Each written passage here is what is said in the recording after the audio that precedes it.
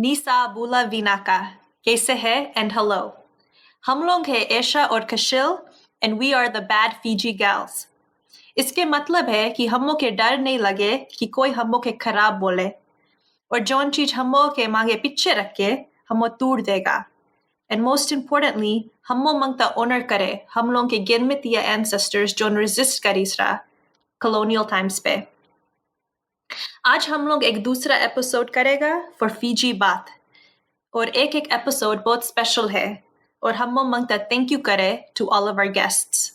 तब सुनो, सीखो और enjoy करो. Vinaka vaka levu and thank you. A note to listeners. In today's episode, we will be discussing gender rights activism and political participation in Fiji. A content warning that today's episode includes topics related to rape, sexual assault, physical violence, intimate partner violence, cyberbullying, death by suicide, individuals who self-harm, and mental health. We hope by having more of these talks openly, we can lessen the stigma and start thinking about solutions for our communities.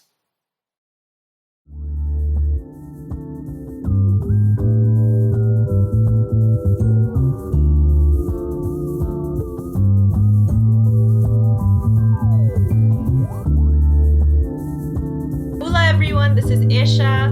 Hola Banaka, this is Kashil. Hola, hi everyone, this is Roshika. And today we are doing our third episode for Fiji Baat. Yes. We are very excited about our guest today because she is the reason me and Kashil came together. It kickstarted the Bad Fiji Gyals. Kashil, do you want to give like a mini introduction? Oh my goodness, what can I say? Well, firstly, like shout out to Roshika. This is how this love story began. Crack up. I'm so glad I'm a part of the love story. It's a triangle now, right?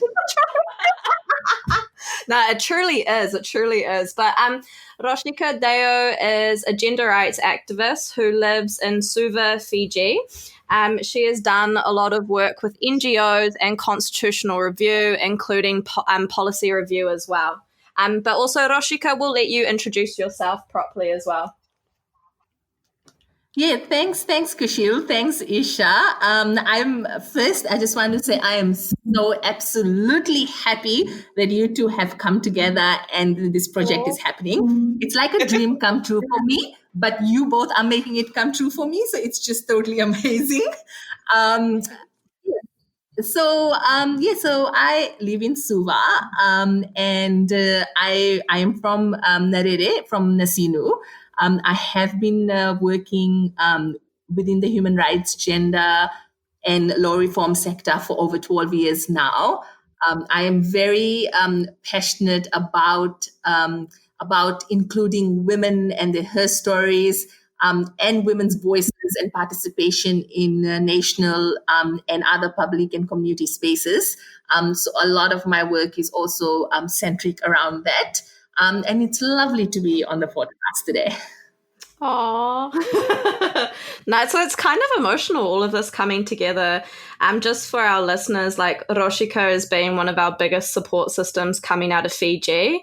And Roshika, for me personally, your work has had such a huge impact, and it's been one of the driving forces for why I continue to do my work as well.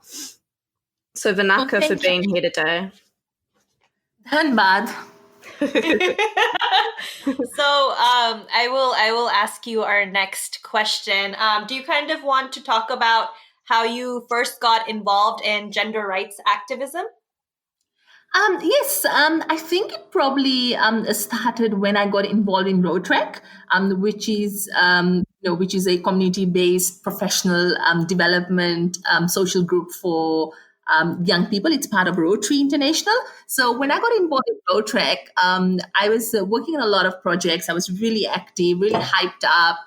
This was many, many years ago. I was in my early 20s. So it was quite an exciting time, but it was also quite difficult in the sense that because I was quite outspoken, quite frank, and always and probably not, and probably outside the gender box. So there was a lot of flack that I used to get. I think that's when it really kind of began. Like that's when I started noticing it. And this is outside, like this is as an adult. You already realize all of these things when you're a child, but you really can't do anything because within a lot of the Indo-Fijian families, the structures are so patriarchal and traditional that girls and young women don't really have a voice or any agency for that matter. But yeah, so as a young adult, it was a lot more easier than being with your family.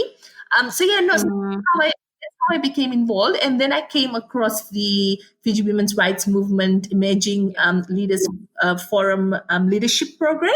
And I was like, oh, this will help me articulate everything that I'm going through. So I applied for the program. It was very last minute. I got selected and I got involved in that program. And that's how I became, more articulate in a lot of the things that I was experiencing, which I did not sometimes have the vocabulary for. Right. And so that's how I think it started. And then from there, it's just been one thing after the other. And it's snowballing and not coming to a stop. I thought it would end soon. Okay. So, Roshika, you are a well-known activist in Fiji. How did you navigate being a public figure while continuing to do your advocacy work? I think that I mean, first of all, like even coming into the public and becoming visible in the public wasn't something that was intentional or designed or something that I really wanted. I somehow just got pushed into the public space. And I think one of the reasons was because there's hardly any younger Indo-Fijian women that are speaking about issues. So they remain largely invisible in all public spaces. So unless they're part of an institution or organization. So I think that that's what initially happened. And I was, speaking, I was speaking about a lot of things. However, prior to that, I was already in the public sphere, but I think it was more so like it was a lot more charitable based work that I was doing. So it was about, starting a pilot project at the Fiji School of the Blinds, recording audiobooks. There, it was about refurbishing the St. Giles Hospital and talking about mental health. It was a lot more to do with charitable work. So that people liked, that people enjoyed. So then being a public figure was actually quite endearing. It was nice. It was, people loved it, and I always got so many positive receptions, and people met me on the streets, or they called me or sought me out, to share things, to ask for things. It was a very different kind. As soon as I became involved, about speaking, on issues around women, patriarchy, gender, and so on, and speaking truth to power about a lot of my own experiences. And that's when it became like a totally different kind of experience in the public space. So then it became more hostile. It became very violent in so many different ways. It became, I became marginalized from a lot of social circles. I became, people, like I became the butt of jokes, so to speak. Like, people created small groups on Facebook, public forums, on other social media, speaking about me, making memes out of me. So it just became a different playing field altogether. And because I was challenging status quo, because I was speaking about patriarchal structures and talking about dismantling it, whereas prior to that I was part of the status quo, or the work that I was doing was part of the status quo. So it just became, and about, so yes, it just became totally different. So so sometimes it's really hard. I still, when I'm like on the street, like people do still recognize me. Sometimes recognize my voice, and then they ask me if I'm if I'm a radio announcer or something like that. And I'm like, no. And they say, oh, I'm sure I've heard you on the radio or TV. And I'm like, no. So like those kind of things. And a lot of people still recognize me from the 2014 elections, which is quite interesting. Just recently, I went to do a river tubing spots in Navua, and some random people that came in another group like approached me and said, "Oh, are you this person from there?" and so on. And I was like, "Yeah." And he says, "Oh, yeah, I know you from the elections." So so it's interesting how people still recognize me from 2014, even though I'm not visible as I was back then. So it's difficult. Like for instance, right now, I have inherited three lovely girls.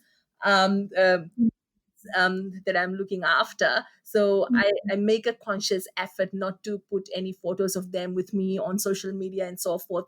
I don't put photos of my partner and with me on social media and on social media or any public forums, because what happens is I've seen this happen before. People that are associated with me also get attacked in the process. Like I've had friends of mine that have had their photos put on lots of like Fiji Exposed forums, Samachar Darshan, Fiji Democratic and Political forums, like all these forums, and they have also been attacked because of supporting me. So I've seen this happen, for the last like what 8 years, and as a result, yes, I'm very conscious of that. I don't do those things. So yes, so and it's also not only to keep them safe and out of the public eye, but also for my own mental health, because then it stresses me out. And it also makes me become more apprehensive about engaging in some spaces. Now I have more people to think about. I think that when I was on my own and I didn't have three kids, it was totally different. But now, because I have this responsibility, it's also very different how I engage in some spaces. uh, yeah, so it's evolving, it's different, it's not easier, it's not better, it's just evolving, it's changing with time, with circumstances, how I navigate this space. Yeah, no, fair enough. And having boundaries for your own safety. No, Yep. it makes a lot of sense. That needs to happen. Yeah, and with the advocacy work, like that hasn't really changed. Like I'm still involved in similar kind of advocacy work. Say for instance, 15 years ago, I was heavily involved in Take Back the Streets, talking about sexual harassment on the streets. Like now, I'm talking a lot about gender-based violence experienced through social media and through online spaces. So the nature of the work is evolving. And maybe the approaches to the advocacy is changing, but the advocacy still remains, the premise of the advocacy is still the same. Yeah, yeah. Do you think that with the rise of social media and how social media, it's very easy now for people to find out personal and private information, that's like amplified feelings of like being unsafe, or that people can come in, like when they attack you online, that still has an impact in the real world too. Oh, totally, totally. I have people like that approach me in real life or send me private messages or call me, sometimes, to hound me too. I remember there was a time when, I'd spoken about abortion rights, and when it appeared on in the news media, then it got shared widely through social media, and then I went to this meeting or this gathering, and some men literally like were in my face ready to attack me, kind of thing. So I've had those instances. So yeah, so those things do happen, it's very real. Sometimes you get caught so much in the emotion, or in that moment, and there's so many other things happening in your life, you don't carry it forward, and it also gets triggering at in some of the situations are triggering too. So yeah, no, it definitely manifests. I mean, it's both ways. So what's happening online manifests into offline spaces, and what happens offline in communities or person to person also manifest on online spaces. It's heavily connected. Online spaces, a lot of people use the anonymity of fake accounts, or to become more violent and whereas person, people may be slightly more reluctant, but not all the time. I think something else I wanted to just to ask you and to add on to the point that you just made. Do you want to share some thoughts or even some advice to to like young people or anybody who's entering their activism through social media and just considering the sort of like the bullying or the hate or the pushback they're going to face, like how to sort of manage that. Like I don't know if that looks like maybe teaming up with other people or like creating like a support system like offline, but maybe something like that, if you just had some thoughts around that. I think that when and I have to reflect a bit on this to answer this question.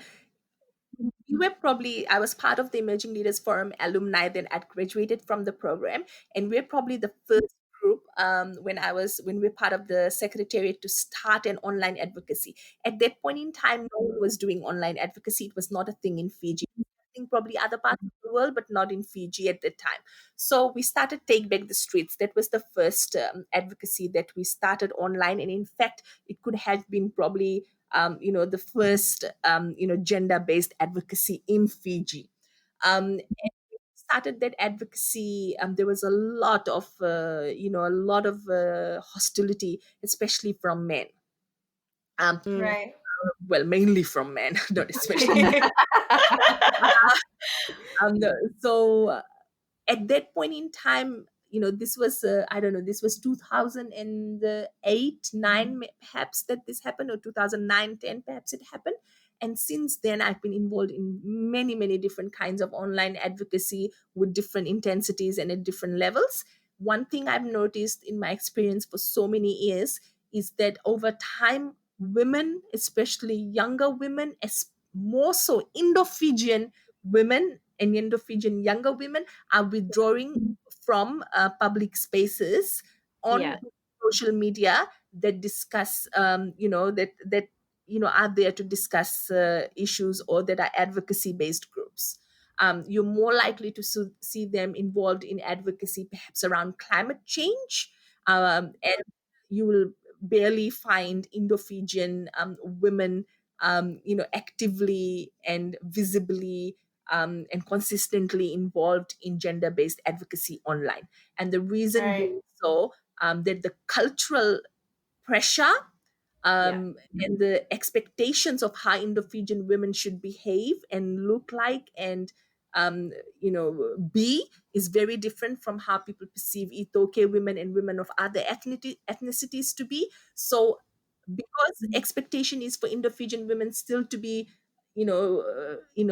demure, conform, not to be rude, and and there's so misogyny with racism, combined, and classism and so forth creates, is removing young women from online spaces. So I see that happening all the time. I see that even happening today.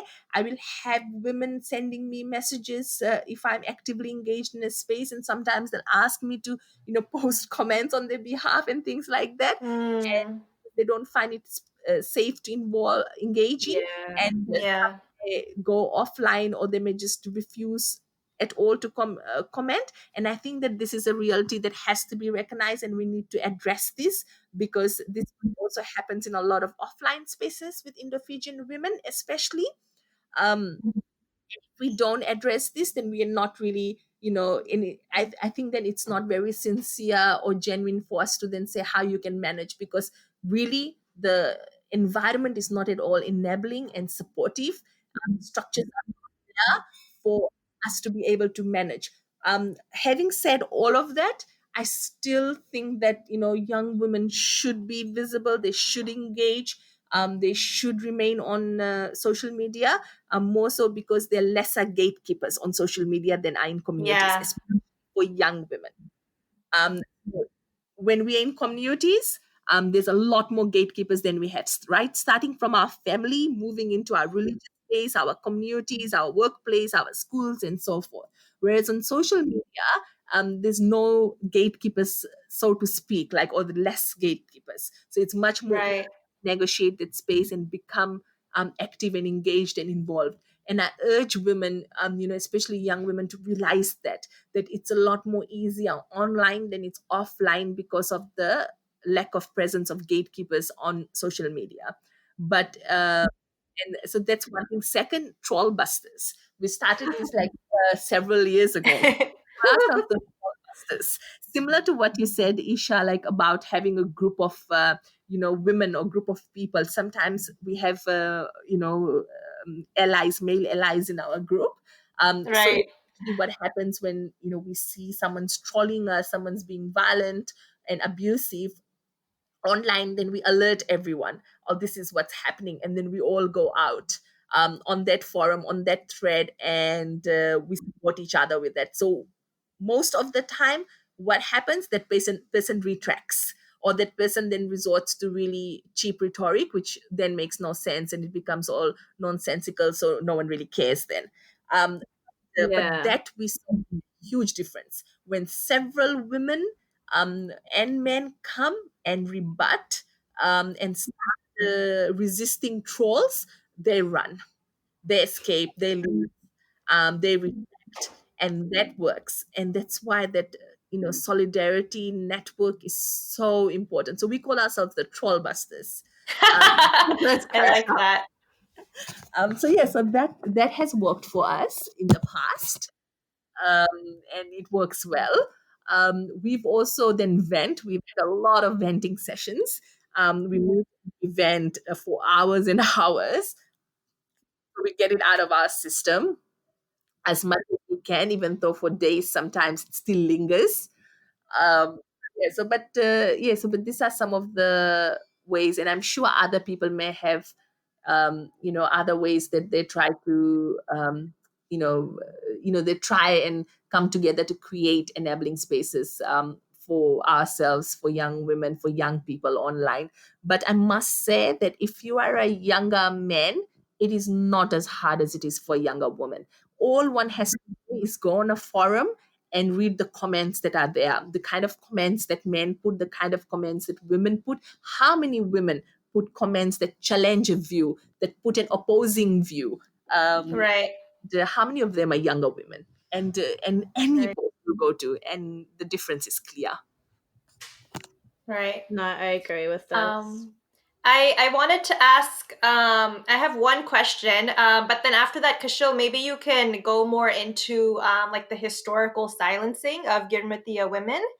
But before that, Roshika, I just wanted to ask if you don't have to give us any full details, but how did you come to understand your Girmit like histories and your family stories and that background?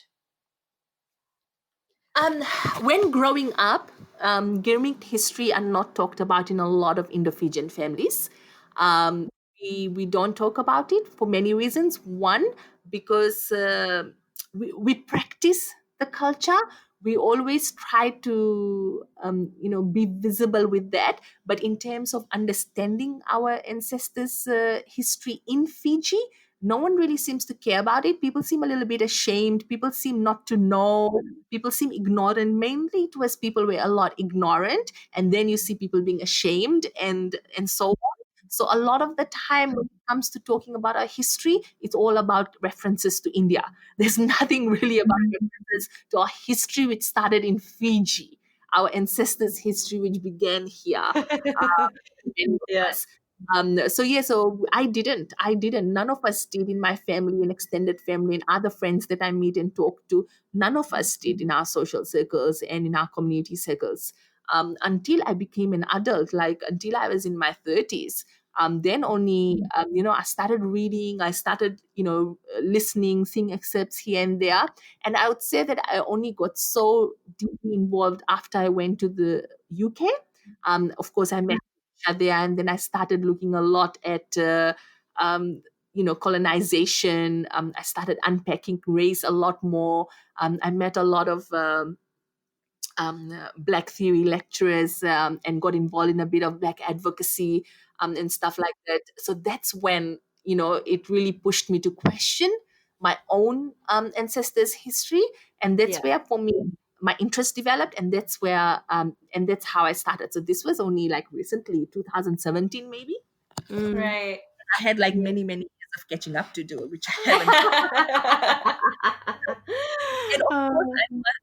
it would be a miss of me not to say this, but it is also because of people like you two, that have also helped deepen my knowledge and also increase my interest in the area. So Mm. thank you both, Dhanbad. Oh, Vanessa. No, I agree with this. I think there's definitely, we've talked about it in the other podcast, but the way that our histories are told, they are gate kept by Indo-Fijian men who work in academia. And I just think that the way that they've been telling our histories, there's been an issue with the way that they've been telling it, which has been purposely pushing our youth out of that space. And for me and Esha, we're just trying to Yeah, tell but our not stories. only, Oh, say that again? sorry, I was and not only in academia, even the oral stories in families. Yeah. Like in families Right. in Fiji, people haven't passed on the oral stories. People Oh, don't know that's the oral stories. I think that's actually a good point to raise. Like especially with the oral histories as well, a lot of the men pass them on, and it's from their perspective. And in my family, in particular, like a lot of my elders who are women, they didn't speak much about Girmit because there's shame for what happened to the woman versus the men because the treatment was so different. And you see it in the oral histories that are recorded and are kept in institutions. They are oral histories by men. Women interviewees make up next to nothing, which is a bit of a shame. Yeah, no, that's true. Sadly so. Yeah, so we need to also encourage our women to feel like it's safe to have a voice. But hey, that's Okay. why the three of us do what we do. Yes. But anyway, I'll move to the next question. So, there has been a historical silencing of our Girmitya women ancestors as a form of punishment for their resistance against colonialism, capitalism, and patriarchy. Do you see a connection between how our ancestors who were women were reprimanded back then to how you are treated today for your own resistance against the same systems? Yes, so closely that it's frightening. um, yeah, it is. It's frightening in many ways. It's frightening that so many decades after, it's still happening. It's frightening because then you become aware. So you become aware that this is happening. So I think prior to it, like when I was not so versed with the Girmit history, I just thought that it was something that happened in Indo-Fijian families, and that was it. But then and it was something that was part of the modern era. But then when I became more versed with the Girmit history and the experiences of Girmitya women, and then I was like, shit, it's the exact same. Like, what has changed? And and that revelation is really frightening. It's shocking. It's numbing. I mean, there's so many emotions you experience, and then there's anger. There's this like deep anger that starts from your stomach and comes up, and it's like, how did this still happen? And what can we do not to make sure that this keeps on happening generation after generation? Like, I give you an example. Like, I've been ostracized from my family by my father. He is a patriarch. He has a very he's what one would say a very traditional patriarchal, like, I suppose he's the common Indo-Fijian man within the Indo-Fijian society and community. Yeah. He has a certain expectation of his daughters compared to his sons, which are different. And then how that manifests into his actions, whether it comes to inheritance, whether it comes to education, whether it comes to married children. With like, for instance, my brothers could swear at him, not look after him, and do the most obscene things. And me and my sister would never do such things. But what we would do is speak out against perhaps Islamophobia, speak out against the double standard, and immediately we get reprimanded and ostracized. When we're little, we used to get belted and beaten up. Now as adults, we're just dismissed from the family. We are, like, for example, recently one of my brothers had a baby, and they were going to have the Mudan function where they shave the hair off the head. For those that don't know, um, my father, who I don't have a relationship with, told my brother that if you invite me, he's not going to come to the function. So, like this way, it manifests in ways where then I become socially ostracized from many kind of family settings. My father slut shames me in a way to also silence me. Yeah, in many ways. And my male members of the family, like, one or two of my brothers have also resorted to similar tactics because they also see my father doing that, and they think that it's acceptable and it's okay, because and they also get that endorsement from him. They get that privilege and that entitlement. Male family members, do similar. So yeah, so I don't get invited to family functions and things. I go uninvited to a lot of things. However, when the same people also need my help, which is really interesting, like family members that would ostracize me, but if they needed any legal help or if they needed any kind of social support or any kind of domestic violence issue among the family, and the women were trying to help their daughters or their nieces, then they would reach out. Right. Men would reach out in some instances if it was, for say instance, a social welfare or land issue or so forth. Yeah. But in terms of giving me the cultural and the social support in public spaces or in public forums or in public ways, no, that didn't happen. So yeah, no. So similarly, like how we had Girmitya women experience retaliation um, from men, from the community, from religious spaces, for speaking out, for sharing their experiences, for resisting patriarchy, for fighting colonialism. It's same. I have stories from a lot of my girlfriends, older, a lot of women I know, older, younger, a lot younger than me, like in their 20s, and they still have the same experience. And it baffles me. It just baffles me. It's like everyone shared the same manual. All the men in the Indo-Fijian community had the same manual. Handful, handful didn't read it, so they came out good, whereas everyone just absorbed everything on it. Um, so yeah, so it's really frightening. The retaliation is similar. It's similar. I mean, like, I've had cousins that have tried to leave abusive relationships, and the male and their brothers who are even younger than them, their fathers have beaten them up for trying to, have threatened them with more violence if they were far away, have sworn at them and ostracized them. They have retaliated in so many different ways. They've cut all financial support. They there's so many emotional coercive way also in which they lash out. It's Women are scared. Women see this happening all the time within our communities, and it Mm, makes them apprehensive to even do something for themselves. It makes them apprehensive to leave violent situations. It makes them apprehensive to call out patriarchy, to seek justice for themselves, or to live with even dignity.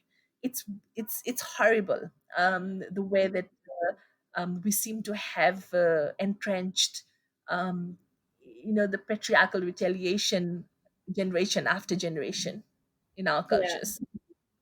No, it's definitely very embedded in the history, and it's especially like moving out of the indentured labor system and then into the land leasing system, and they enforced heteropatriarchy through nuclear families. So the fact that our ancestors moving from being Girmitya to actually land leasing and becoming Indo-Fijians, married men were the ones that could lease land. Therefore, it forced women into these relationships with men and kept them controlled within a family unit. And that's a very interesting shift in the history, is that, that's why we see so much more mobility during the Girmit era, because there wasn't the enforcement of marriage the same way. Mhm. Yep, yep. Yeah, I mean, I suppose, and it's similar, like the stigma that is associated with, couples living together without being married, Right. and the couples having children, and if they're not married, or couples raising children for that matter. So it's still there, and that's what puzzles me. And you know what's another thing, like, that I have realized is that I've heard stories, like oral stories from my grandmas and from other relatives of their ancestors. One or two of them are Girmitya women, and others were the first generation descendants, and where they were in abusive relationships, and sometimes to get out of that abuse, they committed suicide. So either they burn themselves or they cut themselves up, and it still happens today. And this is really, like, it really, like, it just makes me so angry, like, beyond words. Like, I still see women doing similar. They find themselves stuck in abusive relationships, and sometimes for them that seems a way out. And uh, and and it just kills me. Like, I sometimes just have no words to even express the kind of feelings it creates in me. Yeah, um right. and at times I've also found myself stuck in abusive relationships with such contemplations, so it also hits home in so many ways. So yeah. No, it's really Yeah. true. Do you think a Yeah. lot of this violence is replicating itself because as a community, we haven't even had time to process this trauma from Girmit?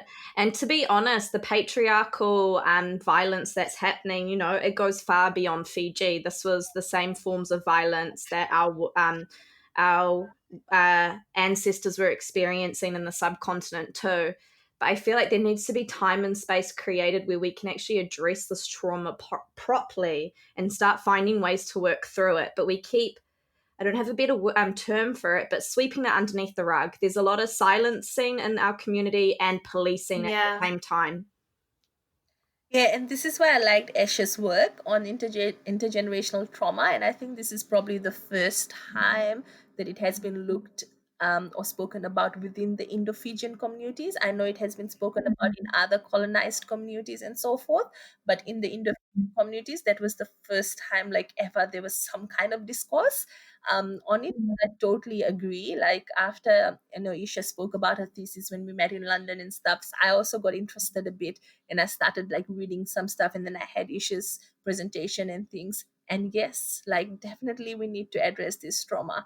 And I mean, over generations, our people have learned that this is a coping mechanism to difficult situation, to traumas. So, taking our lives, or, drinking, violence, and so many other things. Like, these are things that we have learned over generations as a way to cope with trauma, instead of addressing it other ways. So, Right. yep. I mean, of course, that's also compounded with other things, but the gist of it is, yes, we have all inherited really, bad coping mechanisms, and we need to address our trauma from, generations and generations before. No, I agree with this. I think for me, when I was quite young, trying to understand my mental health and the types of abuse and violence that I've experienced, and my in my lifetime, it became really hard to find the core root, which almost made my mental health worse. And seeing these things happen in community, and I think I found a place of healing, which is ongoing. It's a messy process; it's not easy, but I found a point of healing through coming back to my ancestors and understanding that history. And you know what? For me, finding these histories and narratives of resistance led by Girmitya women that really built more strength in me, and that kind of fueled me to keep going. Do you feel like a very similar thing with yourself and coming to learn more about, our Girmitya woman ancestors and their fight? Do you feel like that's helped you to start a process of healing with, these lived experiences and this intergenerational trauma? Yeah, I mean, I think, and I mean, it's a difficult one. Huh? I don't think I have, spent much time self-reflecting or applying introspect in that way. Yeah. So I can't be sure, but, like, I, I mean, one of the things that I do, I make sure that I don't repeat everything that I've learned from my parents, from my members, like with the three kids that I'm looking after now, and even my partner. So I am, and sometimes, like once or twice, I've caught myself just in time because I realized I was doing the same thing. I was like, "Fuck no." um yeah, so I mean, it's so easy, to fall into that kind of trap. So yeah, no, I mean, that's one way I'm doing it. And yeah, I think reading a lot about my ancestors history, and my grandma, my paternal grandma died just recently, and she was in a late 90s, she was 97. And since I came back from London, I've been meeting her often and asking a lot of questions, and I did a lot of recordings of things she had shared. And then I've also been asking all my fuas and stuff a lot of the things. So, and then reflecting on all my cousins, on my aunties and their lives. Um, and um and then I realized that it's slightly different for me. Like the cycle is like the circle, so to speak. The circle has slightly, there's a little bit of gap now in the circle. Yeah. um I Right. what come out of the circle, but I still see, cousins from my generation and even my nieces still trapped in that circle. And sometimes, so I feel so helpless. I don't know how to help them. I don't, like, I try, but the patriarchy is so strong. Like, it's, I try, and it's just really, really difficult. Like, I quickly share an example that I'm sure will resonate with a lot of younger women. My niece in her early 20s, didn't finish high school because of very, very poor family, father abusing the mother whole entire life, in her during her entire life. And like lots of physical violence, lots of cheating, lots of verbal violence. She has two brothers who exercise, all kinds of domination over her. And even though she's the oldest, she thought if she got married, it's a way out of this abusive relationship. Gets married, ends up having two kids. The husband is also very abusive, cheating on her. She's not allowed to go out of the house. The mother-in-law is also replicating a lot of the power dynamics that she Yeah. probably was experiencing with her mother-in-law. So she's in a very abusive situation, been so for like 3-4 years. Then after the death of my grandma, which happened a few months ago, like I think something really um, broke in her, and she was very close with my grandma. And so she decided to leave this abusive relationship because it really got out of hand one night. Through the help of the police and so forth, managed to get out of the situation. She managed to get to a relative's home. Her mother was here, father was in the US. Everyone called and abused me and hurled all kinds of abuse at me because she called me to seek help. And I helped her as I would help any woman that reaches out to me for help. Yeah. Right. So got her to a safe place. She got her two daughters, got them into a, like she started the process. And then before I know it, an older man from the family got involved, called her husband over, and managed to reconcile them, and told her that her role, and she's in her early 20s, told her that her role as a woman is to look after her children and her husband. Told her that she's incomplete without her husband. She got married, she has to stay with him, doesn't matter what, till the end. And that she's embarrassing the family, she's humiliating us. And because she was also struggling a bit financially, and she couldn't find any family that could support her fully, even though she was already starting to look for work and stuff. So anyway, in the end, what happened, they sent her back to that abusive Yeah. to that Yeah. abusive household. Now, she's self-hurting herself nearly every day. She has huge wells on both her arms. Her grandma has gone to her house and seen the husband being abusive to her by using his cigarettes, using the cigarette butt to, no, so using the cigarette to burn her on the arms. All of all of it has been witnessed and so forth. Yet they still think she should remain there because her ultimate duty as a woman is Right. to save her husband until death do apart. She has to compromise. She has to sacrifice. She has to be submissive. She has to kill her authenticity, her being, her passion, and everything to cater for these abusive men and the abusive household. This is all Yeah. reinforced by religion, by Islam, by Hinduism, and Christianity to a lot of levels. So it's reinforced. However, in the Indo-Fijian community, it's more so by Islam and Hinduism that it's reinforced. And so yeah, so this is the reality. Like people say, oh yeah, it used to happen. No, it still happens. Right, right. The Happening. Yeah. patriarchy is so deep. Yeah. Yeah, It's, and oh my God. yeah, women are treated like shit. Like women are treated as they're worthless in our community so many times, unless the woman conforms to status quo. If she conforms to status quo, then she is revered. Then she is told she's like Sita and she's like this and that. Like one of the things, like in the Hindu community, people used to refer to me was Kali. I've totally claimed ownership of this of the Kali goddess, but that's what, because it was considered that I was dark, that I was a destroyer, Yeah. distra- Mm. destroying everything, and I was a destruction everywhere. So I was nicknamed Kali. Like literally, people would even tell me to my face. I mean, let alone on social media, every single meme that was made with my face, body, but like people would tell me to my face. Yeah. No, colorism is definitely an intersection with treatment as well. And thank you for actually bringing that up too.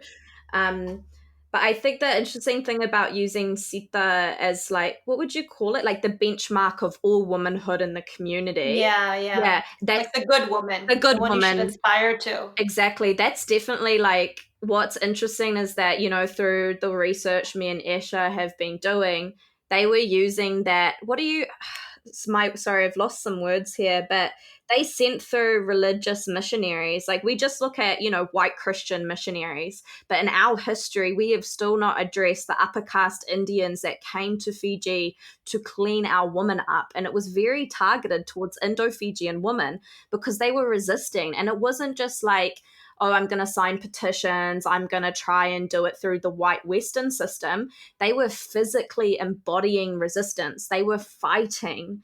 They put their bodies on the line. Their resistance was very different to Indo-Fijian men. And so they sent missionaries over to convert us and to reform us to upper caste Brahminical Hinduism. And that is what we're seeing play out right now in Fiji.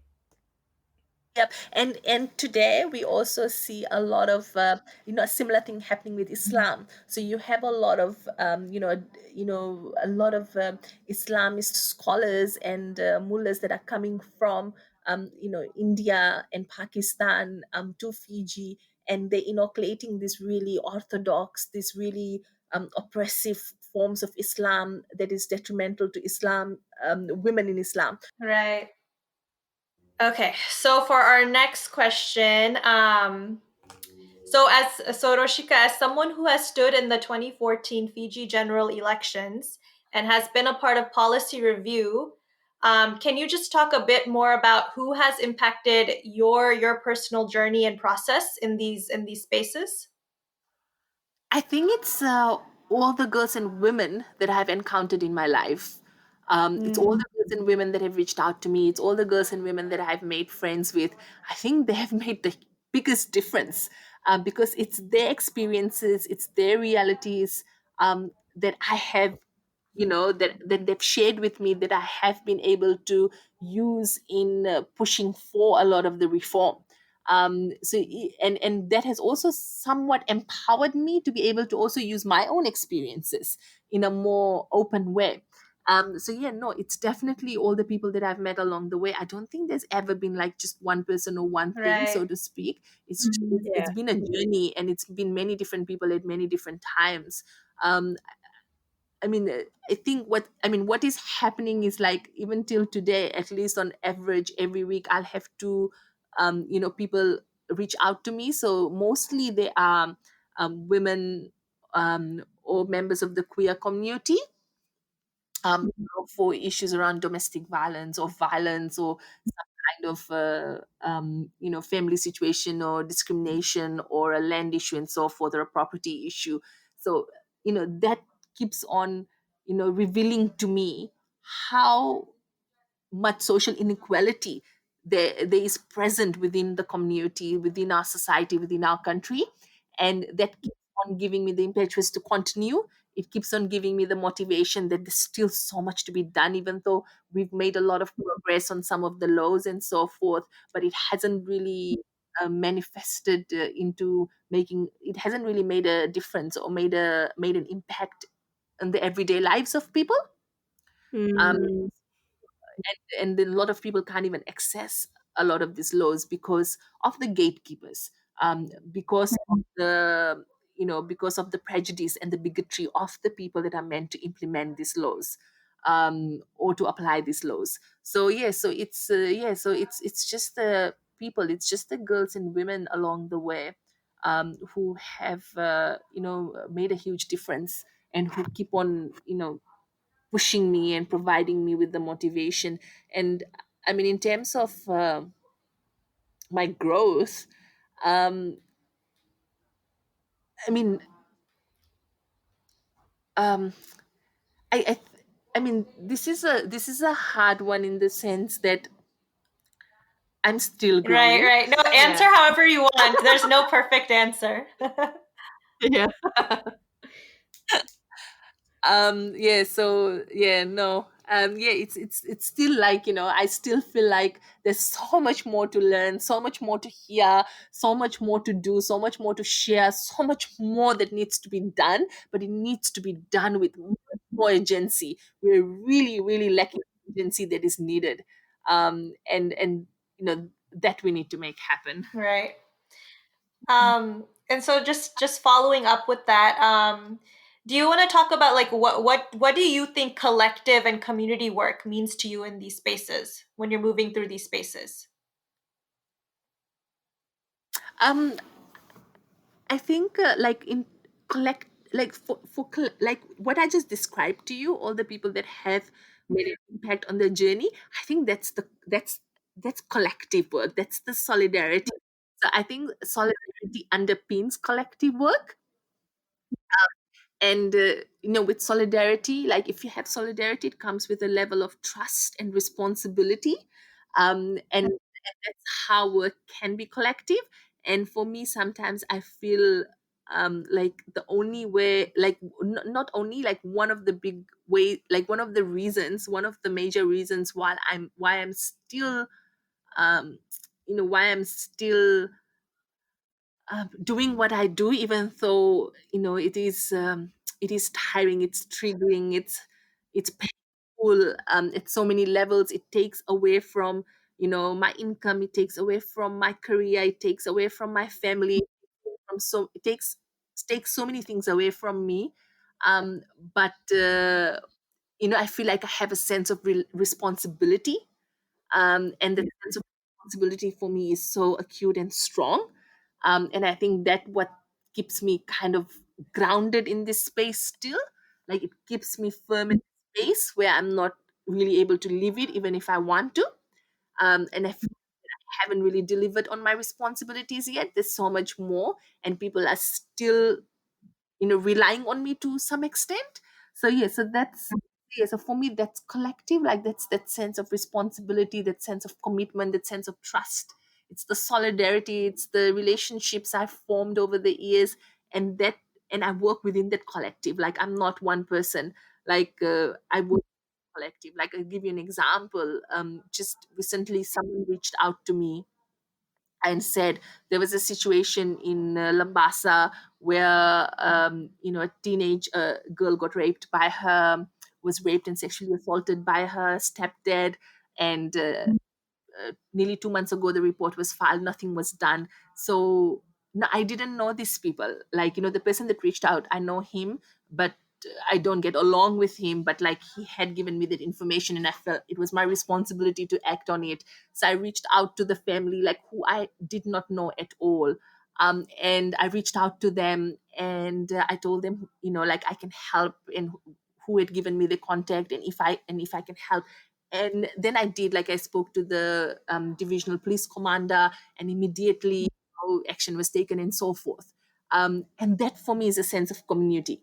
Like I didn't, like they didn't know me either, but there was a level of trust in where they shared the information. um, and I acted on the information, and I delivered. And as a result, like I felt for me, this was a community that I worked in, and I had no prior relationship, never seen them face to face, don't know who they are, but there was, there was this bonding, like there was this kind of trust, there was this kind of like, yeah, so like for me that is community. Like it's not only going into the field and meeting families and people and doing stuff, but it's also this kind of little connections with people all over the country. That's also like, a sense of community for me. Right, right. Yeah.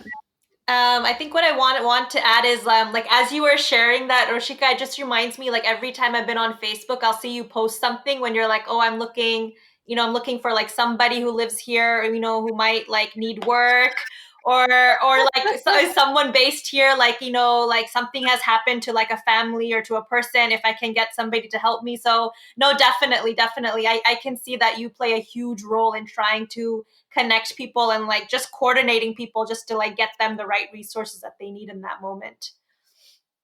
Yeah, a lot of that. Yeah, I'm amazed you noticed that. But yeah, that's also what happens a lot. Like people reach out to me, like even if they're looking for jobs. Right. Sometimes I'm a bit frustrated because I'm like, what is this? Like a one-stop shop. Everything comes out to me on email.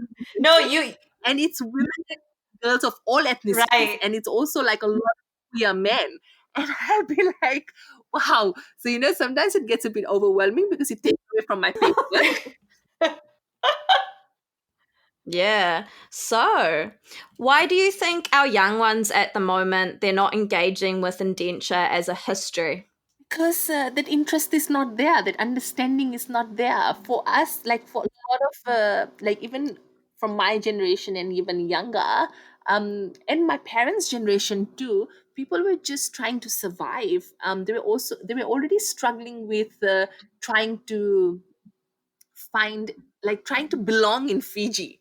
They're already struggling with a lot of racial politics, and then with the identity in Fiji, with the identity in Fiji, and at the same time, I think people just got really involved and really invested into this, and didn't have the time or the emotional energy to actually look at the indentured history, to look at history. So there was a lot more, trying to find, trying to belong, trying to survive. And it's similar now, like we are having like there is a somewhat of still a struggle in many different spaces of whether Indo-Fijians are Fijian or not, whether Indo-Fijians belong to not. There's still a constant rhetoric on social media. Go back to India. If you're Muslim, go back to Pakistan, go back to Saudi Arabia. I'm seeing now Saudi Arabia. And there's still that, like, a lot of slurs around curry and so many things. So I think that younger generation, young people are still struggling with that. They're still trying to make sense of all that. They're still trying to find a sense of belonging, even though they know that they belong, but they're always bombarded with this kind of rhetoric, and it becomes hard to find a place. And then there's parents that constantly tell, or you have no, because they witness all this and they've witnessed the coups and they've lived the coups, and they'll keep on saying there's no future, it's going to always be like this, there's always going to be fights, Indo-Fijians are always pained, there's always going to be a racial tug of war, just leave Fiji and go. So like that's also present there. So it becomes hard for us to even focus on our our heritage, on our ancestry history, and on our indentured history, the Girmitya history, because we still haven't been able to figure out our current realities. That's a good point. Yeah. We need time to also process what's happened in the last 50, 60 years in Fiji. And it has been very traumatic. And we've had coups happen in such a short space of time. It's almost like you don't get enough time to breathe. It's kind of, Yep. yeah. Yeah, because at the Mm, same time, you're still trying to make ends meet, you're trying to yeah. provide support to parents, siblings, families, other people in the community, still trying to finish education, get a job, work, whatnot. Like there's so many things happening. And and being bombarded. I mean, before when social media wasn't so ugly and hostile, um, it was still hard. And now with social media being so ugly and hostile, younger generations and people of our generation are subjected to all of this, so it's even harder for us than it was for our parents in so many ways, because we're constantly bombarded with it. I mean, for our parents, read it in the news, or if you go somewhere then you experience it. For us, as soon as we open our Facebook, or Twitter, it's always there. But how do you think we can make them feel, like our young ones, feel more included in these histories and want to continue to uphold and remember our Girmit ancestors? I mean, definitely having more discourse around the Girmit history, because first of all, such a lack of understanding about the Girmit history. We still have people in Fiji that call themselves Indian. People still don't understand that Indian is a nationality. And we still have people from the diaspora imposing their very elite sort of cultural supremacist attitudes on us here. When they left Fiji because of the coups, and I mean, I'm that's not an issue that they left Fiji because of the coups, but the issue is that because they left Fiji with this, they left Fiji on bad terms with Fiji. Let's say this: they left Fiji because they were on bad terms with Fiji, and they've carried that same kind of they've carried the same kind of like the anger, the hostility. They've carried that same kind of negative feelings, and It's that specific trauma.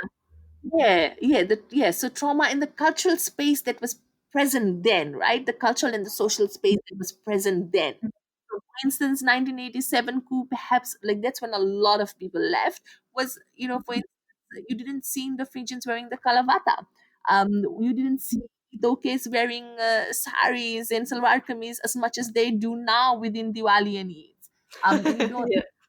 more Indo-Fijians now understanding what kalavata is, and sewing matching kalavatas, and going to Mm, work wearing kalavatas and stuff, right? So you see all that happening. So because they left at that point in time, and even though they come for visit and stuff, it's not the same. You come for weeks, it's not the same. And when they come and when they go back, then they start provoking, inciting people here, and they start imposing this narrative that is not our reality anymore, that is not what it is anymore, and it creates even more confusion, and it makes it even more harder.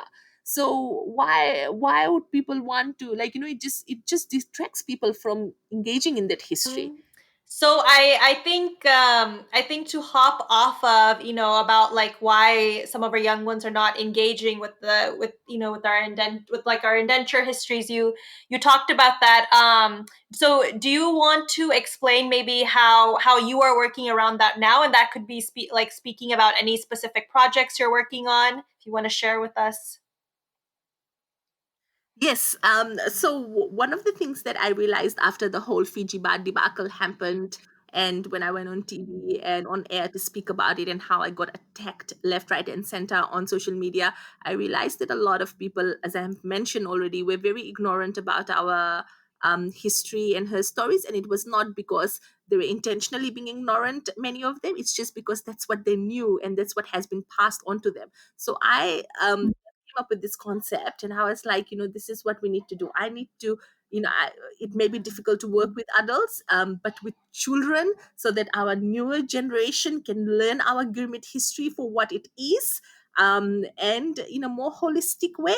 So I came up with this, I had it in my head, like this project where I could, take a group of children to the museum, because I also know a lot of Indo-Fijians don't go to the museum. That's the other thing. Like, even for me, like, I only went once during school trip, and as an adult then I've actively gone several times. But I also know, like, when I ask all my cousins and stuff, some of them have never set foot in the museum, and it really shocks me.